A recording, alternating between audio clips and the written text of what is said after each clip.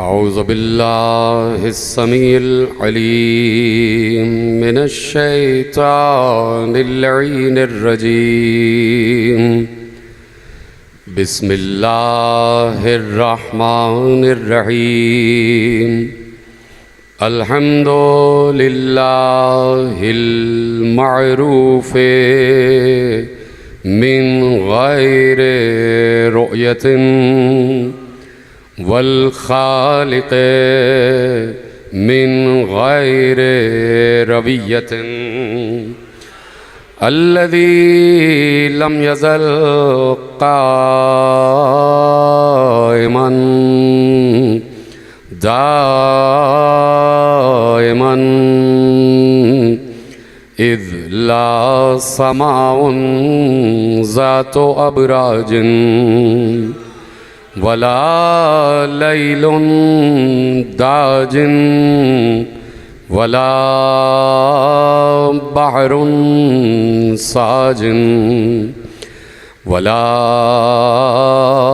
अर्ज़ुन ज़ातो मिहादिन वला खल्क़ुन ज़ू इत्माद वस्सलातु वस्सलाम वत्तहिय्यतु वल इकराम अला नबिय्यिर रहमति व खाज़िनिल मग़फ़िरति व क़ाइदिल खैरि वल बरकति व मुन्क़िज़िल इबादि मिनल हलकति सय्यदना व मौलाना अबुल क़ासिम मुहम्मद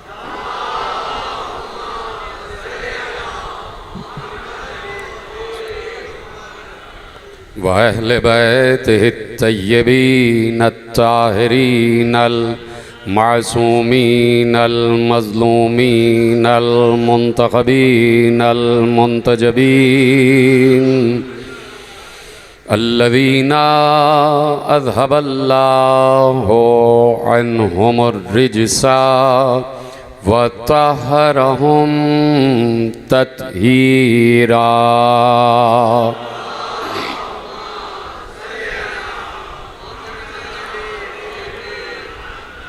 अम्मा बअदु फ़क़द क़ालल्लाहु सुब्हानहु व तआला फ़ी महकम किताबिहिल मजीद व फ़ुरक़ानिहिल हमीद व क़ौलुहुल हक़्क़। बिस्मिल्लाहिर रहमानिर रहीम। फ़अक़िम वजहक लिद्दीन हनीफ़न फ़ितरतल्लाहिल्लती फ़तरन्नास अलैहा ला तब्दील लिख़ल्क़िल्लाह ज़ालिकद्दीनुल क़य्यिम वलाकिन अक्सरन्नास ला यअलमून। सलवात पढ़े मोहम्मद व आले मोहम्मद।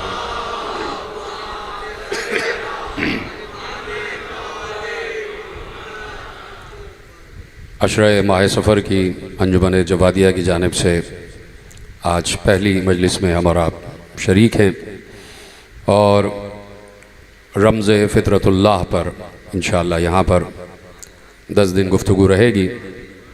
और ये जो अल्लाह की बनाई हुई फ़ितरत है जो हमारे चारों तरफ फैली हुई है और नज़र आती है, तो यकीनन ये फ़ितरत वो फ़ितरत है कि जिसे अल्लाह ने खल्क़ किया है और अल्लाह इसे फ़ितरत के नाम से याद करता है। ये फ़ितरत बड़ी लामहदूद है और ये फ़ितरत अब तक जारी और सारी है।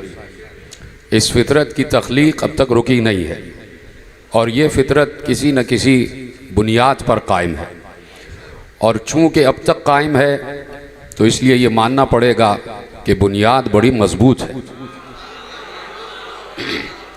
किसी मज़बूत बुनियाद पर इस फ़ितरत को अल्लाह ने कायम किया है। और बार बार जब अल्लाह कहता है कि फ़ितरत अल्लाहिल्लती फ़तरन्नास अलैहा, हमने इंसानों को जिस फ़ितरत पर पैदा किया है वो फ़ितरत अल्लाह ही की फ़ितरत है।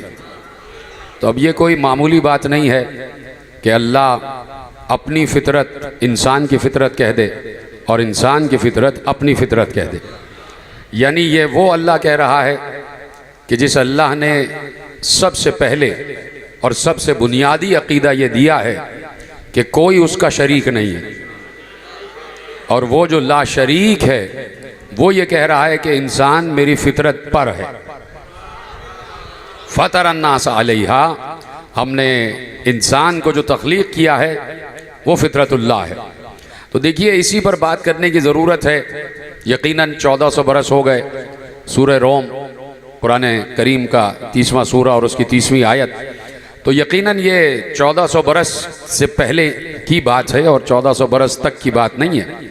यानी जब से अल्लाह है तब से फितरतुल्लाह है। कोई मुश्किल बात मैंने नहीं की है, बात शुरू हो गई है और अपने दायरे वक्त में गुफ्तगू कामिल होना है। यानी जब से अल्लाह है तब से फितरतुल्लाह है, और जब से फितरतुल्लाह है तब से उसने फितरत का उसूल कायम किया हुआ है। अब अगर कोई ये कहना चाहता है या ये समझना चाहता है कि फितरत और अल्लाह क्या दो चीज़ें हैं, तो उसको पहले ये समझने की ज़रूरत है कि मशीयत और अल्लाह क्या दो चीज़ें हैं। एक सवाल ये पैदा होता है, इसलिए कि खुद मासूम ने इरशाद फरमाया कि अव्वल मा खलक़ल्लाहुल मशीया, अल्लाह ने सबसे पहले जिस चीज़ को खल्क किया है वो मशीयत है। यानी मशीयत का मतलब ये होता है, और आप इसे मुझसे बेहतर जानते हैं, कि मशीयत अल्लाह का इरादा भी है और अल्लाह का चाहना भी है। यानी सबसे पहले उसने अपनी चाह को खल्क किया, यानी जो उसकी चाह है, जो उसकी पसंद है, जो उसका गरज है, जो उसकी क़ज़ा है, जो उसकी कदर है, वो सबसे पहले उसने खल्क की है। तो इसका मतलब है कि अगर मशीयत मखलूक है तो मशीयत अलग है और अल्लाह अलग है। सीधी सी बात है कि मशीयत अगर मखलूक है तो मशीयत अलग है और अल्लाह अलग है। जब मशीयत मखलूक है तो अल्लाह खालिक है, और खालिक व मखलूक कभी एक जैसे नहीं हो सकते। खालिक व मखलूक कभी एक जैसे नहीं हो सकते। इसलिए अल्लाह ने इरशाद फरमा दिया कि हमने सबसे पहले अपनी मशीयत को खल्क किया है, और फिर उसके बाद अल्लाह इरशाद फरमाता है कि अव्वल मा खलक़ल्लाहुल मशीया व खलक़ल अशिया बिल मशीया, अल्लाह ने सबसे पहले मशीयत को खल्क किया और उसके बाद जितनी अशिया हैं उन्हें मशीयत के ज़रिए खल्क किया। व खलक़ल अशिया बिल मशिया, अब ये लफ्ज़ आ गया बिल मशिया, और ये बिल में लफ्ज़ बा आ रहा है, बा और अलिफ और फिर लाम मीम शीन या और ताए तानीस, बिल मशिया। और अगर बा को आप हटा दें तो इसमें आता है अल मशिया, और अगर अल को आप हटा दें तो मशिया, यानी मशीयत। समझ रहे हैं आप? तो असल लफ्ज़ है मशीयत। अब अल्लाह ने उसमें बे लगाया, बिल मशिया। हमने अशिया को खल्क किया बिल मशिया। अब बा को अगर समझना है तो बा के कई माना हैं। बा के माना ये हैं कि हमने किसी की मदद से, बा के माने नुसरत के भी आते हैं, बा के माने इस्तिआनत के भी आते हैं, बा के माने मुआवनत के भी आते हैं, बा के माने सबब के भी आते हैं, बा के माने वजह के भी आते हैं। पहुँच गया ना बात आप तक कि बा कई मानों में इस्तेमाल होता है। बा समझ रहे ना, बे को अरबी में बा कहा जाता है, या आप बे अलिफ बा ना समझिएगा। यानी बे के माने नुसरत के भी हैं, बा के माने मदद के भी हैं, बा के माने ज़रिए के भी हैं, बा के माने सबब के भी हैं, बा के माने इस्तिआनत के भी हैं। अब अगर यहाँ बिल मशिया का बा समझ में नहीं आ रहा तो फिर बिस्मिल्लाहिर्रहमानिर्रहीम का बा समझने की ज़रूरत है। फिर बिस्मिल्लाहिर्रहमानिर्रहीम का बा समझने की ज़रूरत है। जो बाए बिस्मिल्लाह का मतलब है, सलावत पढ़ें ज़रा मोहम्मद व आले मोहम्मद।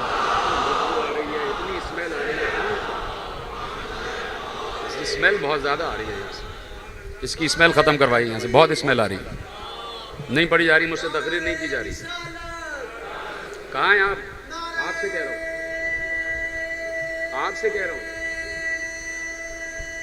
उठी नहीं रहा।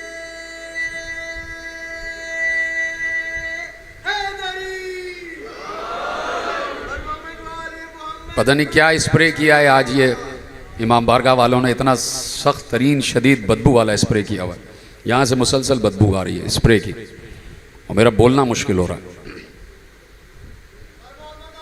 ये आपने क्या स्प्रे कराया है?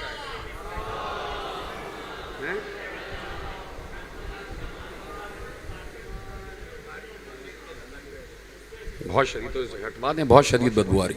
सलवात पढ़े मोहम्मद व आले मोहम्मद।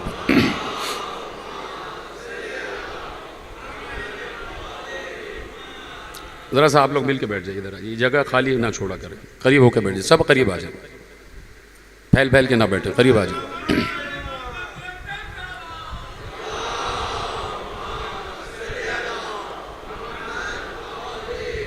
और करीब आ जाए भाई, जुड़ जुड़ के बैठे ज़रा।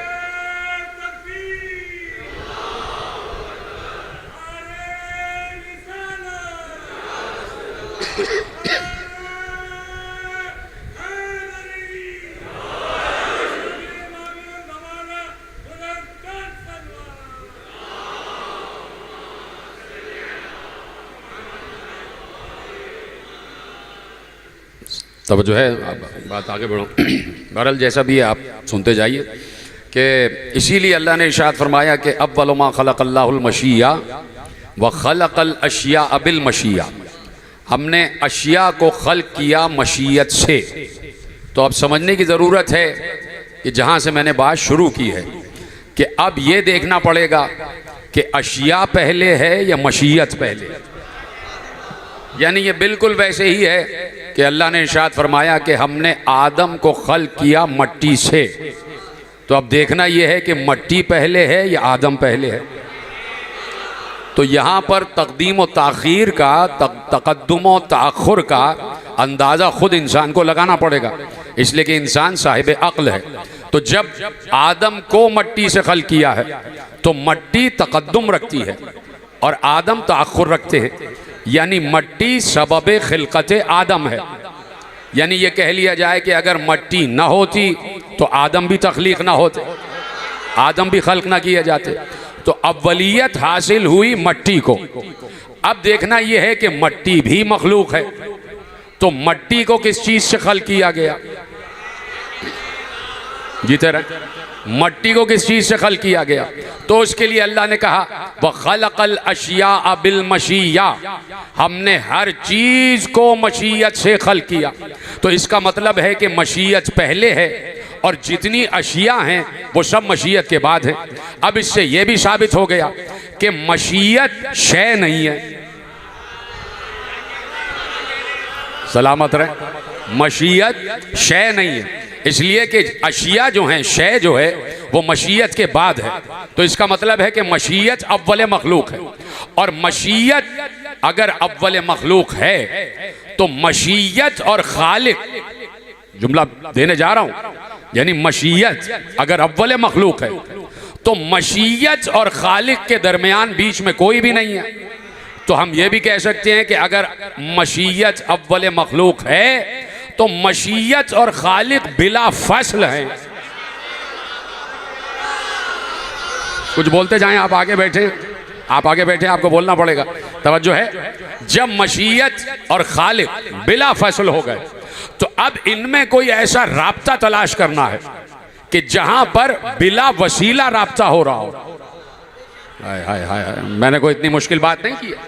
जब अब खालिक है और खालिक के बाद अव्वल मखलूक है मशीयत, और इस मशीयत के जरिए हर शय खल्क हो रही है और हर शय फितरत खुदा पर खल्क हो रही है। तो अब फितरत खुदा क्या है ये बीच में कोई नहीं जान सकता, या तो खुदा को मालूम है या मशीयत को मालूम है। अब अगर हमें मालूम हुआ है तो मशीयत के जरिए मालूम हुआ है, तो हमें मशीयत के जरिए मालूम हुआ। मशीयत को किस जरिए मालूम हुआ? यहाँ पर हमें तय करना पड़ेगा कि अल्लाह और मशीयत के दरमियान कोई भी फासला नहीं है, यहाँ बिला फसल है। गोया अल्लाह ने बराह रास्त अपनी फितरत मशीयत पर इल्का करके बताया कि हम उस वक्त कि जब कुछ नहीं था मशीयत से बराह रास्त बात कर रहे थे, और जब मशीयत को हमने सूरत जिस्म अता की और वो तुम्हारे दरमियान आया तो हमने जिब्राइल को वसीला इसलिए बनाया ताकि तुम इस जिस्म पर हमसे राब्ते का यकीन रख सको। जो मेरी बात समझ गए उनको मेरा सलाम है। बहुत मुश्किल बात मैंने आपके हवाले की है कि वहां पर जब आलम जिस्म नहीं है, यानी अल्लाह भी जिस्म नहीं रखता। बहुत अजीब बात करने जा रहा हूं, अल्लाह जिस्म नहीं रखता और हमें यह भी नहीं बता कि क्या उस वक्त मशीयत जिस्म रखती थी। है जो समझ रहे हैं उनको सलाम है मेरा। जो पहली मशीयत खल्क हुई है पहली, तो क्या उसका कोई जिस्म था? क्या उसकी कोई नौ थी? क्या उसकी कोई हैयत थी? अगर थी तो आज तक हम तक नहीं पहुंची कि वो किस नौ का था। तो अब देखना यह है कि मशीयत की हकीकत क्या है, और इसी को रम्ज़ हकीकत मशीयत और रम्ज़ फितरतुल्लाह कहा जाएगा। कि अब देखना यह है कि मशीयत की हैयत क्या है, मशीयत की नौयत क्या है, मशीयत की सूरत क्या है, मशीयत का कोई जिस्म भी है या नहीं। तो अब मशीयत का ताल्लुक तलाश करना पड़ेगा, इसलिए कि ये बात हमें उसी हस्ती ने बताई कि जिस हस्ती को मुस्तफ़ा कहा जाता है। उस मुस्तफ़ा ने हमें बताया था कि अव्वलु मा खलक़ल्लाहुल मशीया, उसी मुस्तफ़ा ने बताया अव्वलु मा खलक़ल्लाहुर रूह, उसी मुस्तफ़ा ने बताया अव्वलु मा खलक़ल्लाहुल अक़्ल, उसी मुस्तफ़ा ने बताया अव्वलु मा खलक़ल्लाहुल अक़्ल, उसी मुस्तफ़ा ने बताया अव्वलु मा खलक़ल्लाहुल लौह, उसी मुस्तफ़ा ने बताया अव्वलु मा खलक़ल्लाहुल अर्श, उसी मुस्तफ़ा ने बताया अव्वलु मा खलक़ल्लाहुल कुर्सी। फिर उसी मुस्तफ़ा ने बताया कि अव्वलु मा खलक़ल्लाहु नूरी,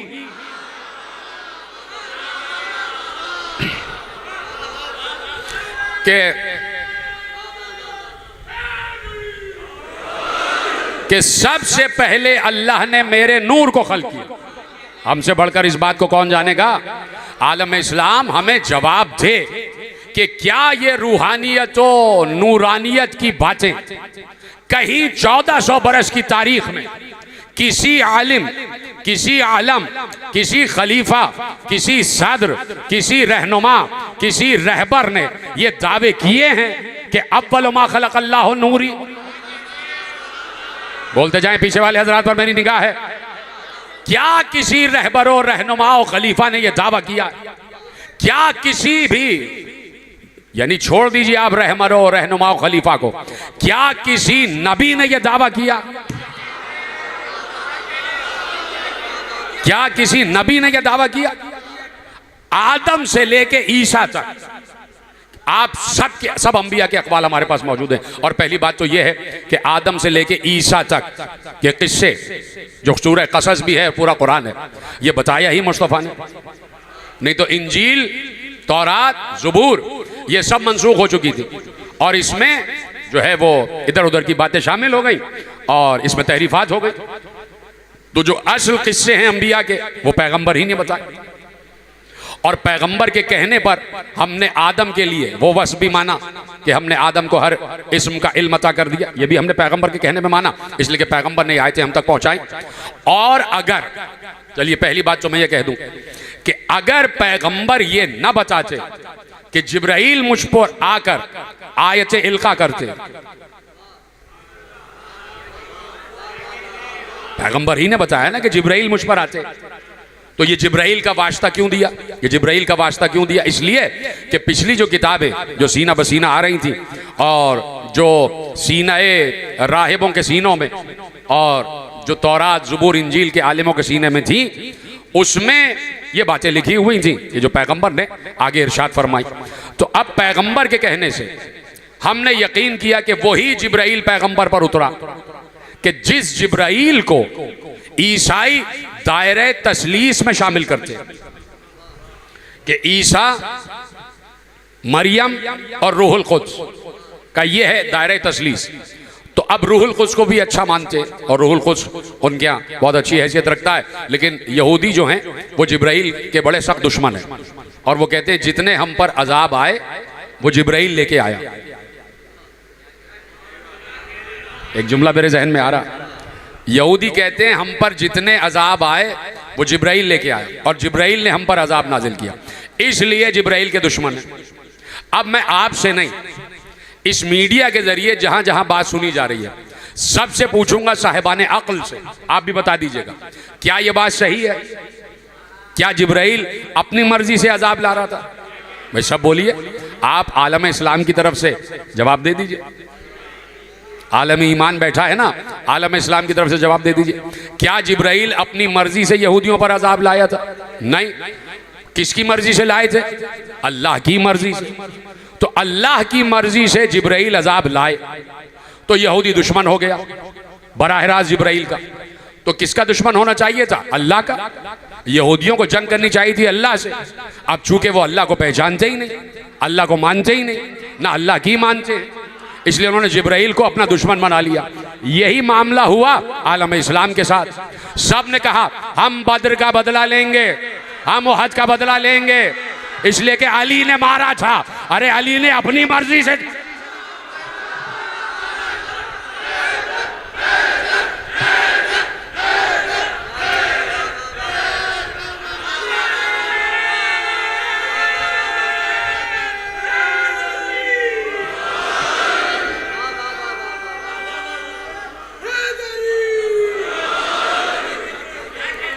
तो फरमाया भाई अपनी मर्जी से थोड़ी मारा था, अली ने भी अल्लाह के हुक्म ही से मारा।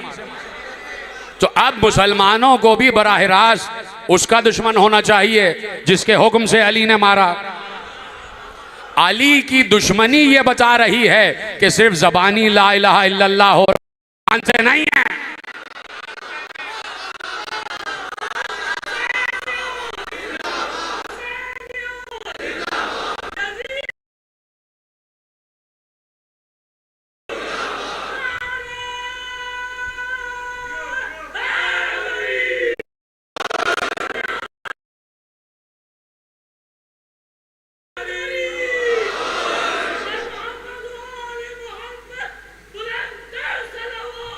अल्लाहुम्मा सल्ली अला मुहम्मद।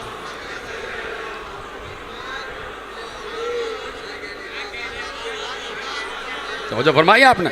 तो अब अली अपनी मर्जी से कोई काम नहीं कर रहे थे। अली ने अगर बद्र से लेके नहरवान तक, अगर आप कहते हैं कि बद्र से हुनैन तक अली ने रसूल की मर्जी से लड़ाइयां लड़ी हैं, तो अली मर्जी रसूल के बगैर चलते नहीं थे कभी भी।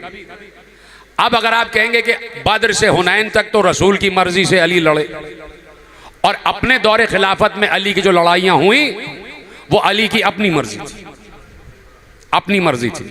तो जो फरमा रहे हैं आप, अगर कोई ये कह दे कि भाई बद्र से हुनैन तक रसूल की मर्जी से तलवार उठाई और अपने दौरे खिलाफत में जो 3 जंगें अली ने लड़ी हैं उसमें रसूल की मर्जी शामिल नहीं थी, अगर कोई ये कहता तो हम उसके सामने कुरान की एक आयत रखेंगे और आपसे बढ़कर उस आयत के तर्जुमे तक पहुंचने वाला कोई है ही नहीं, और मुझे यकीन है कि आप उस आयत के तर्जुमे तक पहुंच जाएंगे। अगर ये कहते हो कि अली ने अपने दौरे खिलाफत में जो महाज इख्तियार किए हैं वो अपनी मर्जी और खुदा की मर्जी नहीं थी, तो अब पैगंबर पर एक आयत उतरी और पैगंबर से बराह रास्त अल्लाह मुखातिब हुआ और कहा या अय्युहन नबी, ए नबी, मुस्तफा से खिताब हो रहा, ए नबी जाहिदिल कुफ्फारा वल मुनाफिकीन, ए नबी काफिरों से भी लड़ो और मुनाफिकों से भी लड़ो, ये तरह सलामत रहें। ए नबी काफिरों से जिहाद कीजिए और मुनाफिकों से जिहाद कीजिए। मुझे बद्र से लेके हुनैन तक 87 गज़वात या सराया में कोई एक जंग भी दिखा दें जो पैगंबर ने मुनाफिकों से लड़ी हो। आपको सलाम।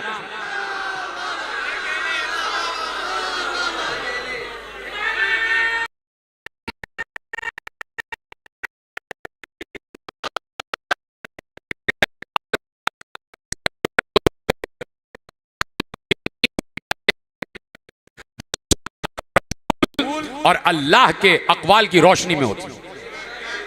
इसके अलावा मैं इस साल मैंने ये जुमला बहुत पंजाब से लेके और तमाम खित्तों में दोहराया और यहां भी दोहराऊंगा कि हम सिर्फ जानते हैं अल्लाह को और किसी को नहीं जानते।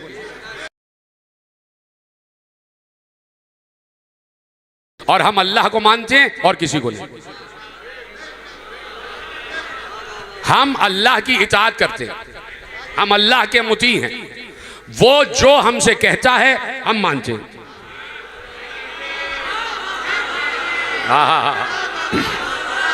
जो उसने हुक्म दिया हमने माना। भाई उससे बहस करके हम कोई शैतान थोड़ी बनना चाहते हैं।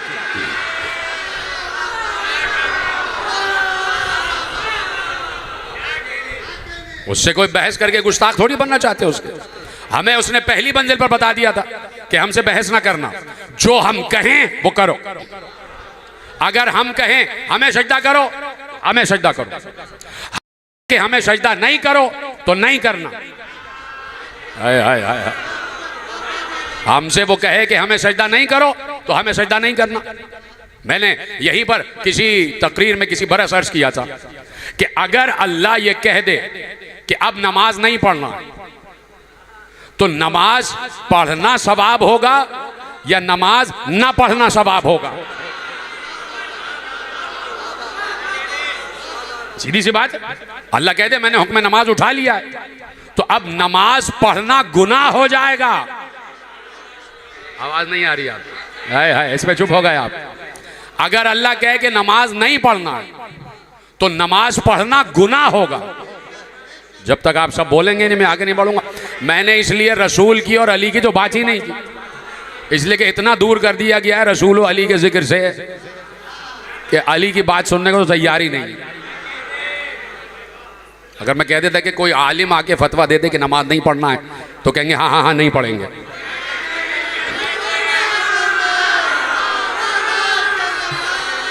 ये आलम हो गया जनाब। मैं कह रहा हूं अल्लाह अगर कह दे कि हुक्म नमाज मैंने उठा लिया है, अब नमाज नहीं पढ़ना मेरी, तो नमाज जो पढ़ेगा वो गुनहगार हो जाएगा। क्यों? इसलिए कि असल चीज नमाज नहीं है, असल चीज इताअत खुदा है। फितरत खुदा पर बात हो रही है। असल चीज है इताअत खुदा। जो खुदा कहेगा वो माना जाएगा। और उस खुदा ने अपनी फितरत ये कह के मुंतकिल की कि मैं अपनी फितरत का इजहार ऐसे कर रहा हूं कि मा आताकुमुर रसूल फखुज़ू, जो नबी थे उसे ले लो और जिससे रोके उससे रुक जाओ।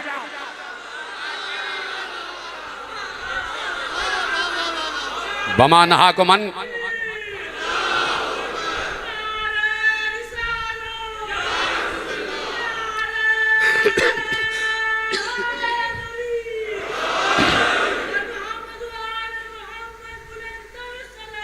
अल्लाहुम्मा सल्ली। तवज्जो फरमाइए आपने। तो असल चीज है इताअत खुदा। हम यही बता रहे हैं पूरे आलम इस्लाम को कि हम सिवाय इताअत खुदा के किसी और की नहीं मानते। अल्लाह के अलावा हम अल्लाह को मानते हैं, अल्लात को नहीं मानते, ना अल मनात को मानते हैं, ना अल हुबुल को मानते हैं। हम अल्लाह के अलावा इन तीनों को मानने के लिए तैयार नहीं हैं।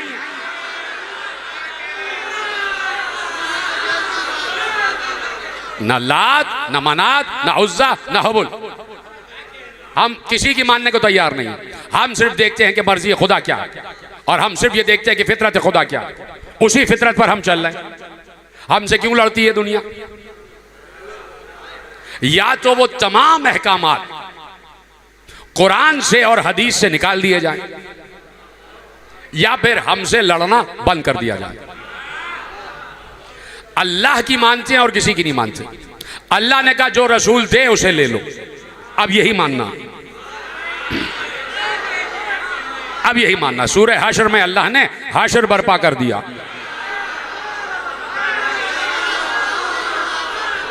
सूरह हशर, मा आताकुमुर रसूल फखुदूहु वमा नहाकुम अन्हु फंतहु, जिस चीज से रोके उससे रुक जाओ, जो दे उसे ले लो। अब रसूल के ऊपर अल्लाह ने अपनी तमाम मशीयत को मुंतकिल कर दिया। का जाहिर सी बात है, मैं तो तुमसे आके नहीं कहूंगा कि नमाज पढ़ो, मैं रसूल से कह रहा हूं कि इनसे कह दो कि नमाज पढ़ो। मैं रसूल से कह रहा हूं कि इनसे कहो नमाज पढ़ो। अल्लाह ने बराह रास्त हमसे खिताब नहीं किया। जो भी खिताब हुआ है रसूल के जरिए हुआ है, चाहे वो अल्लाह हमें ही मुखातिब क्यों ना कर रहा हो, या अय्युहन्नास कह के ही मुखातिब क्यों ना कर रहा हो, या अय्युहल्लज़ीना आमनू ही कह के मुखातिब क्यों ना कर रहा हो, लेकिन रसूल के जरिए से। आसमान से उसकी आवाज नहीं आ रही थी हमें। अगर आसमान से उसकी आवाज हमें आ जाए तो सब नबी हो जाएं। अगर आवाज आ जाए तो सब नबी हो जाए, ठीक है। तो अल्लाह ने कहा अब हमारे नबी को देखो, जो ये कहे उसे मानो, जिससे रोके उससे रुक जाओ। अब हम अल्लाह के कहने से नबी की तरफ मुंतकिल हो गए। हाय हाय हाय, अल्लाह के कहने से अब हम नबी की तरफ मुंतकिल हो गए। हम अल्लाह के पास मांगने गए, या अल्लाह 1 रुपया दे दे। अल्लाह ने कहा हमने तुम्हारे हिस्से का रुपया मुस्तफा के पास रखवा दिया।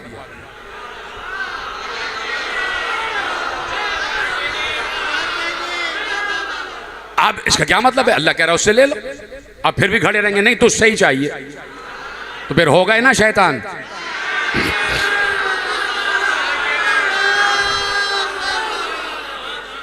डटे हुए थे कि तुझसे ही चाहिए। कहा नहीं, हम जो कहें वो मानो।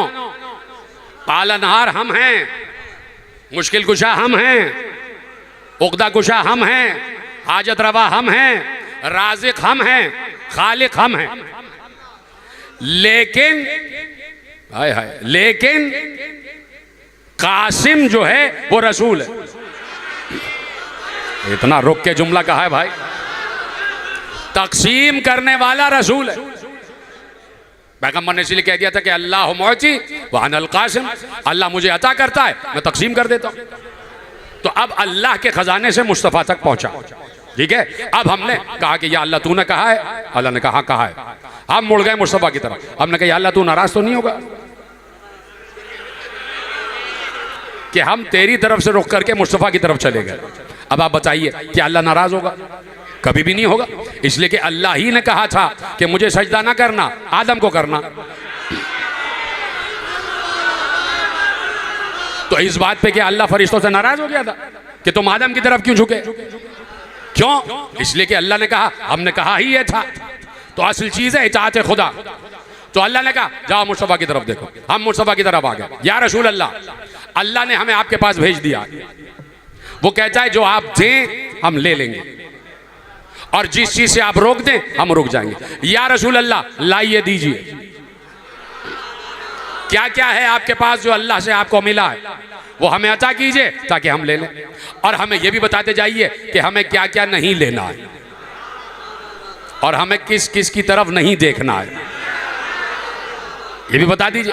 रसूल अल्लाह ने कहा ठीक है चलो देखते रहो, जो हम दें उसे ले लो। हमने कहा ठीक है। पहली दावत ज़ुल अशीरा,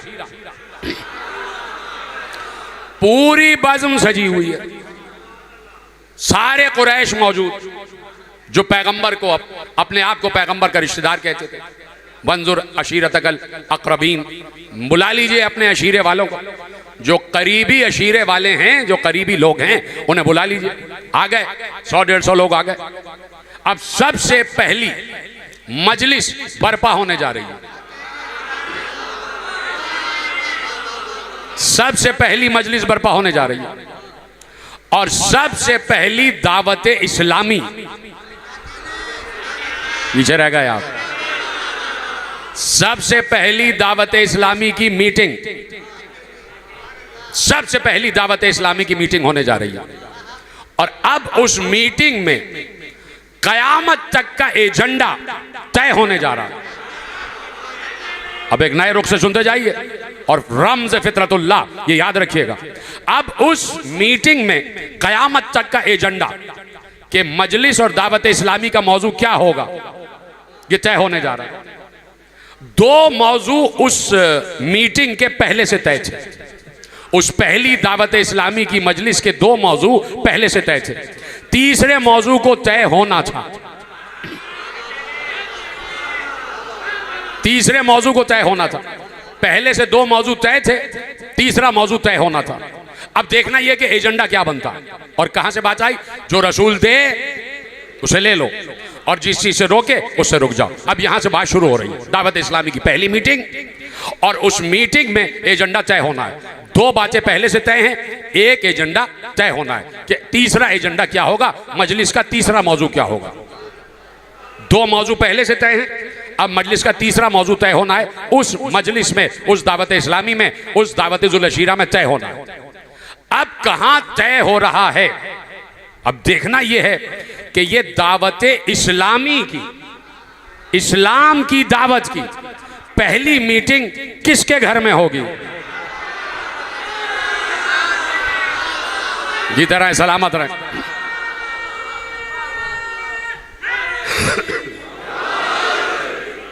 इस्लाम की दावत की पहली मीटिंग किस घर में होगी।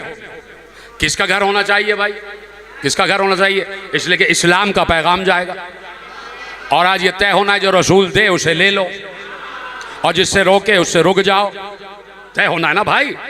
तो अब आप तलाश कीजिए बुजुर्गों से, बरादराने बुजुर्ग से, कि भाई आप तलाश कीजिए, उस वक्त जाइए 1400 बरस पहले मक्के के माहौल में, और आप हमें चारों तरफ ढूंढ के बताइए कि उस वक्त दावत इस्लामी की पहली मीटिंग के लिए कोई इस्लामी घर ही चाहिए होगा। हाय हाय हाय, कोई इस्लामी घर ही चाहिए होगा। बहुत बड़ा जुमला कहने जा रहा हूं और आपसे हटकर ये कोई समझ नहीं सकता। कोई इस्लामी घर ही होना चाहिए। उस वक्त पूरे मक्के में एक ही इस्लामी घर था जिसे बैतुल्लाह कहा जाता है। हाय हाय हाय, कोई है मेरा साथ देने वाला? अल्लाह अकबर। पूरे मक्के में एक ही घर था, बैतुल्लाह, जो अल्लाह का घर था या नहीं? था ना। तो दावत इस्लामी की पहली मीटिंग वही होनी चाहिए थी या नहीं? हाय हाय हाय, सलामत रहें जो मेरा जुमला महफूज कर रहे हैं। काबे के होते हुए, अपने घर के होते हुए, अगर वो किसी के घर को मुंतखब कर रहा है तो कयामत तक के लिए पैगाम दे रहा है, एक तरफ काबा, एक तरफ अबू तालिब का घर बराबर।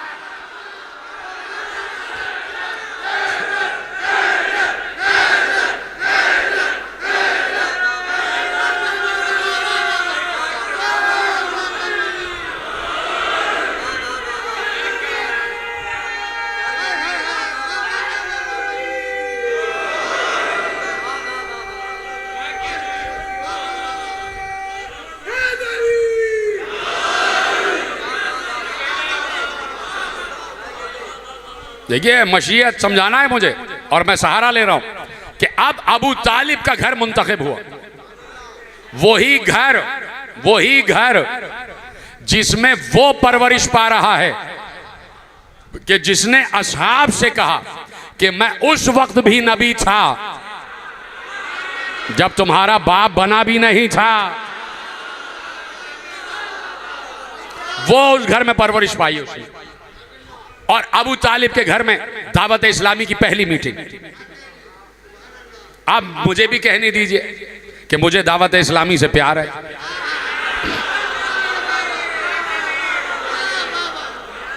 पहली मीटिंग जनाब अबू तालिब के घर में। सुना हुआ वाकया, कोई नई बात नहीं है। मैं तो एक आपको गोशा दिखा रहा हूं कि उस दिन मजलिसे दावत इस्लामी का एजेंडा तय होना है कि कयामत तक के लिए दावत इस्लामी का एजेंडा क्या। अब पैगंबर, 2 एजेंडे तो पहले से तय थे।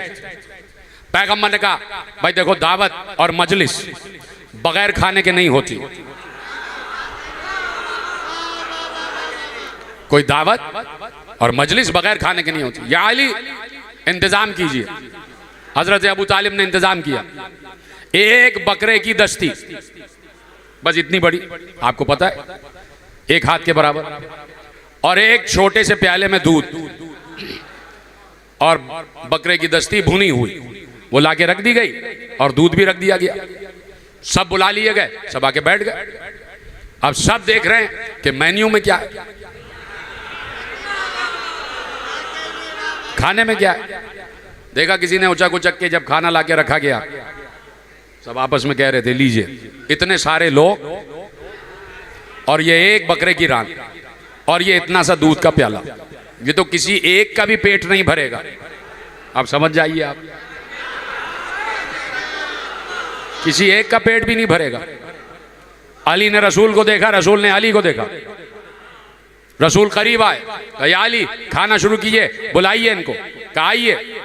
सब तामुल में थे कि भाई इतने सारे लोग और एक बकरे की रान। पैगंबर मुस्कुरा के आगे बढ़े, पैगंबर ने बकरे की भुनी हुई रान पे हाथ फेरा। हाय हाय हाय। कहा खाते जाओ। सब पेट भर के खाते रहे, रान वैसी की वैसी ही रही, दूध की तरफ बढ़े। अली ने प्याला उठाया, पैगंबर की तरफ किया, पैगंबर ने अपना हाथ दूध में डाला, निकाल दिया, कहा पीते जाओ, कभी खत्म नहीं होगा। सब ने पी लिया और सब ने पेट भर के खाना भी खा लिया और डकार भी ले ली। और अब पैगंबर ने कहा बैठ जाइए, मैं आपसे कुछ बात करना चाहता हूं। सब में से जो जिहालत का बाप था वो खड़ा हुआ और उसने कहा भाई खाना वाना खा चुके, हमें कुछ सुनना उनना नहीं है, हमें पता है तुम क्या बोलने वाले हो, हम जा रहे। यानी पैगंबर की शान में पहली गुस्ताखी की अबू जहल ने। यानी पैगंबर कुछ देना चाह रहे थे। हाय हाय हाय हाय हाय। जो समझ गया उनको मेरा सलाम है। पैगंबर कुछ देना चाह रहे थे कि मैं कुछ बोलना चाह रहा हूं। कहा नहीं भाई, नहीं नहीं नहीं, हमारे लिए हमारा दीन काफी है। हाय हाय हाय, सलामत रहे, जीते रहें आप। तो जो पैगंबर की बात को काटे वो अबू जहल होता है। जो पैगंबर की बात को काटे वो अबू जहल है। कहा मैं नहीं सुनना, चलो चलो चलो भाई, चलो चलो चलो। ओ जनाब, मीटिंग बर्खास्त हो गई, चले गए। पैगंबर भी कहां हार मानने वाले थे।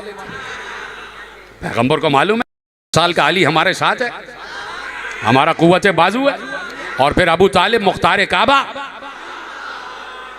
बनी हाशिम के सरदार, और बनी हाशिम सरदार, शजाते बनी हाशिम मशहूर।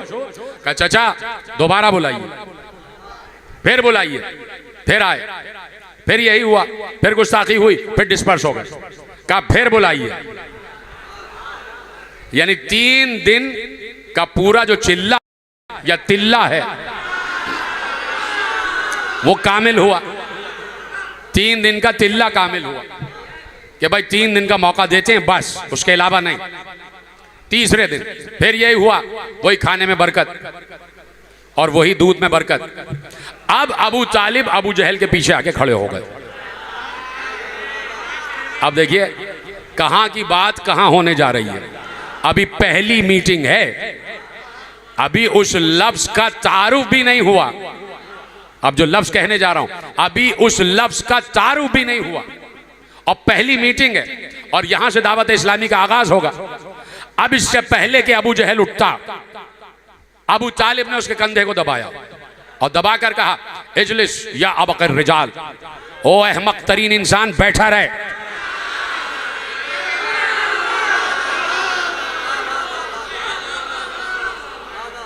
कहा बैठा रहे और फिर कहा हाय हाय इजलिस या अबकर रिजाल वस्म मा यकूल मौलाई। इतना आसान जुमला। कहा कि ए अहमक इंसान बैठा रहे और जो मेरे मौला कह रहे हैं वो सुन।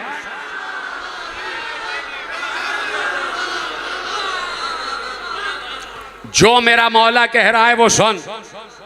अभी तो लफ्ज मौला कुरान में उतरा ही नहीं, रसूल तो हज आखिर के बाद लफ्ज मौला के मन कुन तो मौला, साहब से तो बाद में कहेंगे कि मैं जिसका मौला। अबू तालिब ने पहले कह दिया कि रसूल मेरा मौला।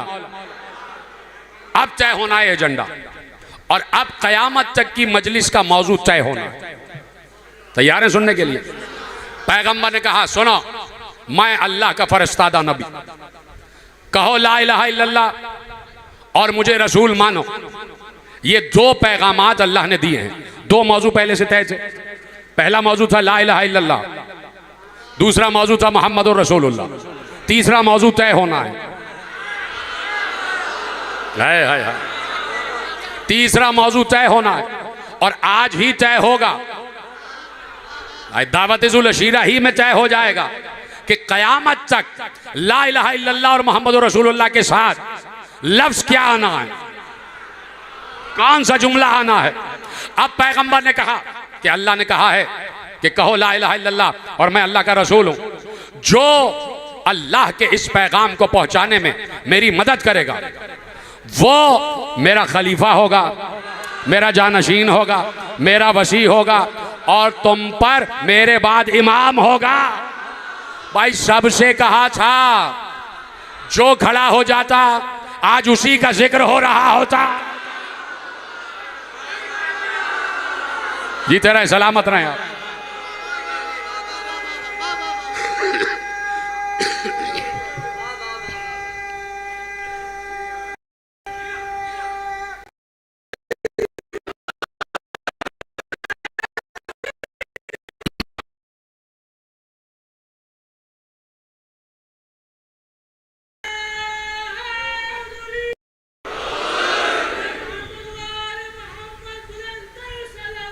अल्लाहुम्मा सल्ली अला मुहम्मद।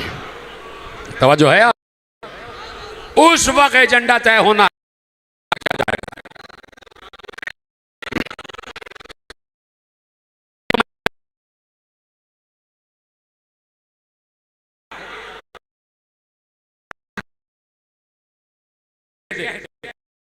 आपका मदद।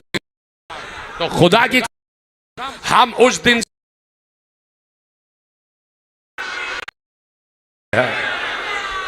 यही तो मैं आपसे अर्ज कर रहा हूं कि भाई आलम इस्लाम हमें ना देखे, हमें यह देखे कि हम अल्लाह की मान रहे हैं।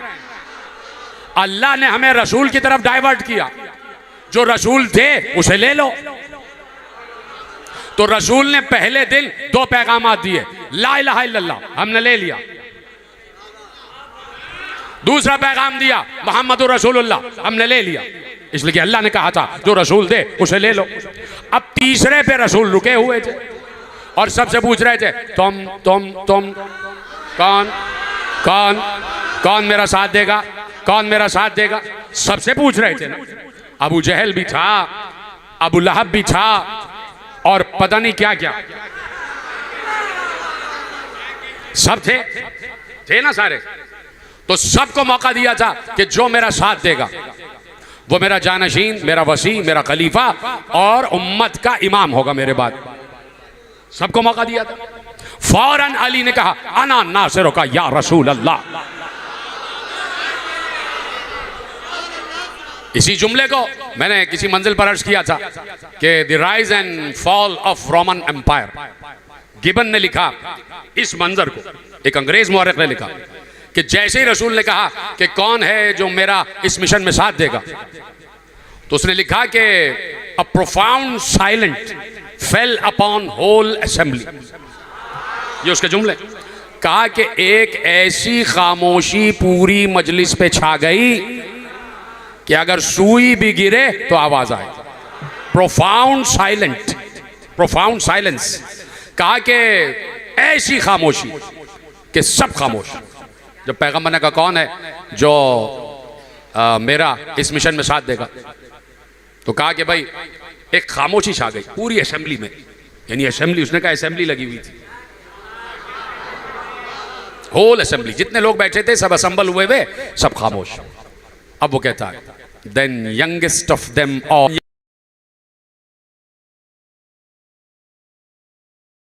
का या रसूल अल्लाह, मैं आपका साथ दूंगा, आई विल हेल्प यू, मैं आपका साथ दूंगा।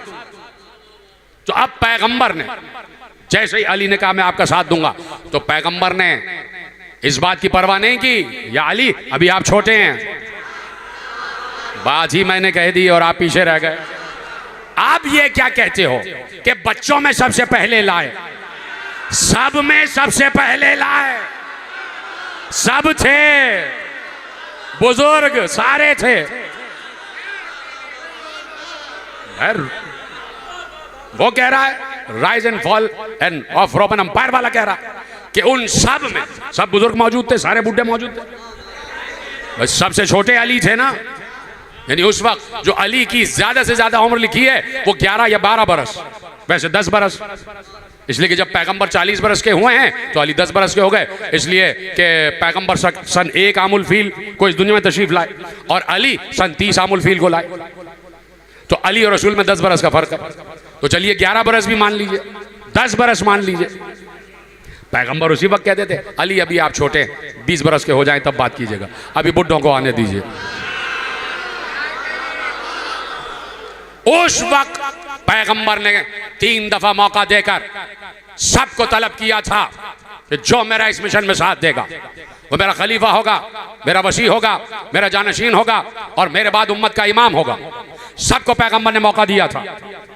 तो पैगंबर उस वक्त 2 चीजें तो दे चुके थे, तीसरी चीज देने जा रहे थे और हम हाथ फैलाए हुए खड़े हैं। हाय हाय हाय हाय, लाइए या रसूल अल्लाह, कहा ला इलाहा इल्लल्लाह ले लो, हमने ले लिया। कहा मोहम्मद रसूलुल्लाह ले लो, हमने ले लिया। अब क्या लेना है? कहा इनमें से जो खड़ा हो जाएगा वो मेरा वली होगा। कोई खड़ा ना हुआ, अली खड़ी हो गए, तो अब कहना पड़ेगा ना अली वलीउल्लाह।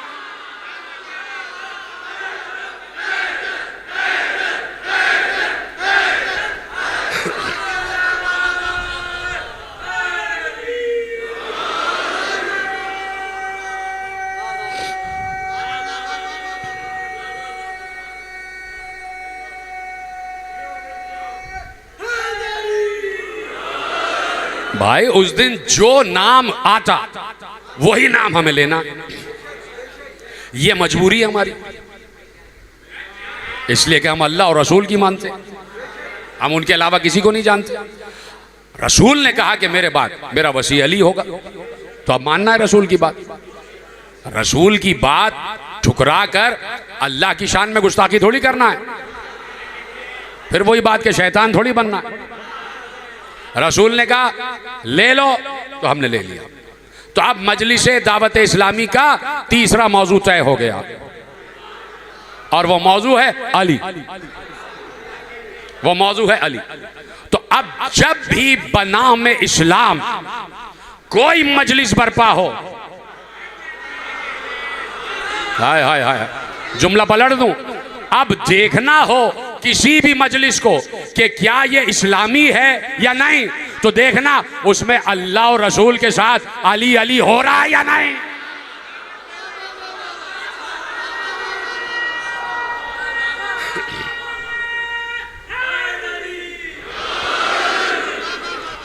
अब अगर देखना हो कि ये मजलिस इस्लामी है तो उसमें वही जिक्र होगा जो पैगंबर ने पहली दावत इस्लामी में जिक्र किया, कह दिया कि ला इलाहा इल्लल्लाह मोहम्मद रसूलुल्लाह के साथ मेरे वसी का जिक्र हो, और वसी है अली, जानशीन है अली।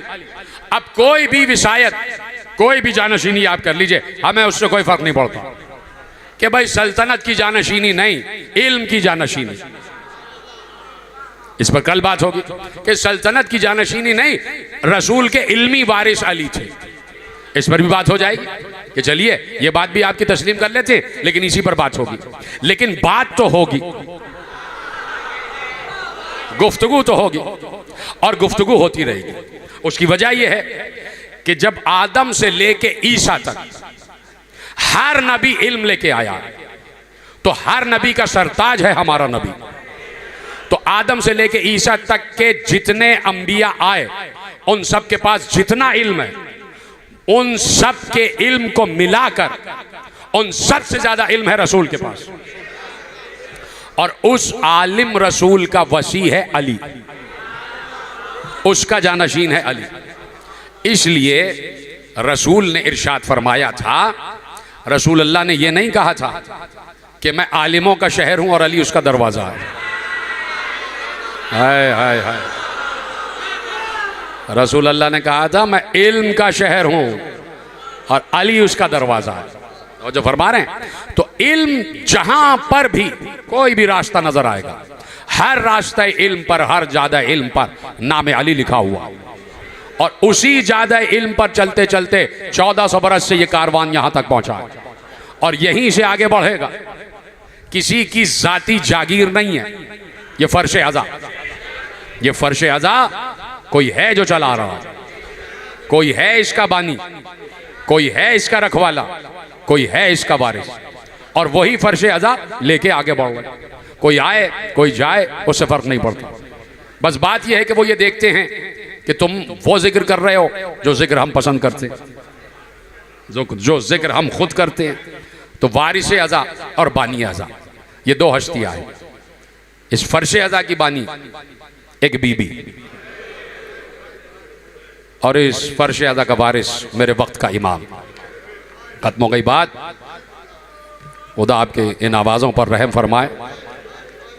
आज पहली सफ़र गुजरी और 2 सफ़र की शब आ गई। ये 2 सफ़र जो है ना, बड़ी क़यामत है, आले रसूल पर बड़ी क़यामत है।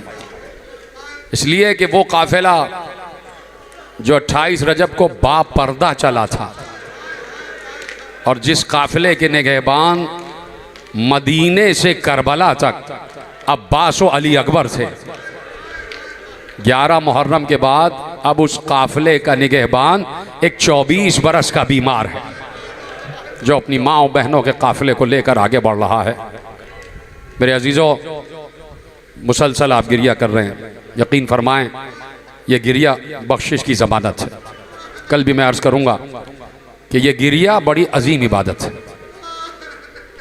ये आह करना, ये रोना, ये किसी बीवी को बहुत पसंद है, और इस बीवी ने आपको तलब किया था, बाबा मेरे बेटे को रोएगा कौन? देख रहा मेरा इशारा? तो अल्लाह ने कहलवाया, जिब्राइल जाके कहो अल्लाह एक कौम खल करेगा जो हुसैन पर गिरिया करेगी, जो हुसैन के मसाइब पर गिरिया करेगी। ये रवायत बिल्कुल मुसद्दक है, बिल्कुल मुस्तनद है, सब ने लिखा है, सारे आलिमों ने लिखा है। तो हम ही वो कौम हैं कि जिन पर अल्लाह का ख़ास करम, ख़ास निगाह, कि जिन्हें रोना है। लेकिन रोना किस बात पर? 11 मुहर्रम से आज पहली सफ़र हो गई, 21 दिन हो चुके। हुसैन को शहीद हुए 21 दिन हो चुके। 21 दिन में न मालूम सकीना कितने तमाचे खा चुके। 21 दिन में न मालूम सैयद सज्जाद कितने ताजियाने खा चुके। और सुनेंगे 21 दिन में न मालूम ज़ैनब कितने पत्थर खा चुकी। अजरकुम अल्लाह। इस बात पर गिरिया है मेरे अजीज़ों, जैसे आप गिरिया कर रहे हैं, कोई कर नहीं सकता इस तरह, इसलिए कि क़यामत की शब है। आज ये जो दिन गुजरा है और अब शब आ गई, 1446 हिजरी की पहली सफ़र। तो ज़रा 1446 के पहले सफ़र को बैठे बैठे सन 61 हिजरी की पहले सफ़र से पूछना कि सन 61 हिजरी के पहले सफ़र, ये तो बता इस वक्त ज़ैनब कहाँ खड़ी थी? 61 हिजरी के पहली सफ़र की शब को ज़ैनब कहाँ थी? तो तारीख़ यही कहती है कि अली की बेटी दरबार शाम के बाहर खड़ी कर दी गई। पूरा अहले हरम का काफिला दरबार शाम के बाहर मुसलसल 3 दिन तक, इसलिए कि दरबार को सजाया जा रहा है, इसलिए कि कोई मफ्तू नहीं आ रहे, आले मोहम्मद आ रहे, मोहम्मद की बेटियां आ रही हैं, और इस आलम में आ रही हैं कि सर पर रिदा नहीं है, इस आलम में आ रही हैं कि हाथों में रस्सियां बंधी हुई हैं। लेकिन कौन से सदमे उठाती भी आ रही हैं? ज़रा तारीख़ से पूछ लेना कितने सदमे उठाते हुए आए हैं। दरबार कूफा का सदमा उठाते हुए आए हैं, बाज़ार कूफा का सदमा उठाते हुए आए हैं, उसी बाज़ार से होते हुए आए हैं कि जिस बाज़ार में बीबी जब निकलती थी तो चारों तरफ अब्बास पहरा दिया करते थे। उसी कूफे से निकलती हुई ज़ैनब दरबार शाम तक पहुंची है, और इस अंदाज से पहुंची है कि दीन को बचाती हुई, इमामत को बचाती हुई शाम तक ले आई। बस एक रिवायत सुन लेना मेरे अजीज़ों कि जिस वक्त ये दरबार लुटे हुए काफिला ये दरबार इब्न ज़ियाद में दाखिल हुआ है, तो मैं सिर्फ एक मंजर दिखाना चाहता हूँ कि पिछले साल भी मैंने अर्ज़ किया कि मीसम तम्मार के रोज़े से और मस्जिद कूफा तक एक तवील सड़क जा रही है। एक सड़क है मीसम तम्मार के रोज़े से मस्जिद कूफा तक, मस्जिद कूफा से मिला हुआ दारुल अमारा जो तबाह हो चुका है, दारुल अमारा से मिला हुआ अली का घर जिसमें कभी जैनब शहजादी बन के बैठती थी, जिसमें कभी जैनब तफसीर कुरान की मजलिसें बर्पा करती थी और अली पशे पर्दा जैनब की तकरीर सुना करते थे, वही घर। अब मैं पूछना चाहता हूं कि जब जैनब का लुटा हुआ काफिला घसीट घसीट कर दारुल अमारा की तरफ ला रहे होंगे तो क्या जैनब की निगाह अपने घर पर नहीं पड़ी होगी कि ये मेरा घर, मेरे बाबा का घर, यहां मैं अपने भाइयों के साथ रहती थी, यहां अब्बास मेरी चादर का जामिन था, यहां जब मैं निकलती थी तो चारों तरफ अब्बास नारा लगाते थे अल हिजाब। क्या क्या ना याद आया होगा? तो यकीनन याद आया। खत्म हो गई गुफ्तगू मेरे अजीजों, तफसीली मसाइब कल आ गए दरबार में, अहले हरम आ गए और इस शान से आए कि आगे आगे सैयद सज्जाद, पीछे लुटा हुआ काफिला, और ऐसे में सैयद सज्जाद की गर्दन झुकी हुई, जंजीरें हाथ में, पाँव में बेड़ियां, गले में तौके खारदार, सज्जाद की गर्दन झुकी। इब्न ज़ियाद ने पूछा ये कौन है? आगे आगे कहा ये अली इब्न हुसैन, हुसैन का बेटा अली। कहा तुम हुसैन के बेटे हो? मुझे यकीन नहीं आ रहा, इसलिए कि शजाअत बनी हाशिम तो बहुत मशहूर है। कहा कि अली इब्न हुसैन, आज से 1 महीना पहले तुम्हारे चचा मुस्लिम भी इसी दरबार में आए थे। खत्म हो गई गुफ्तगू। जो समझ गए और गिरिया बुलंद करें। कहा कि तुम्हारे चचा मुस्लिम अब से कुछ दिन पहले इसी दरबार में आए थे, लेकिन मुस्लिम का पूरा जिस्म जख्मी था, उसके बावजूद मुस्लिम की गर्दन उठी हुई थी, मुस्लिम का सीना चौड़ा था, मुस्लिम सबको झिड़कते हुए आ रहे थे। क्या तुम उसी मुस्लिम के भतीजे हो? एक बार सज्जाद ने लरसते हुए गर्दन को उठाया, हाथ बंधे हुए हाथों को आगे बढ़ाकर कहा, अरे मेरा चचा जब इस दरबार में आया था तो तन्हा आया था, मेरे साथ मेरी माँ बहनें जिनके सरों पर चादर नहीं, सकीना के तमाचे, पुपी अम्मा के हाथ बंधे।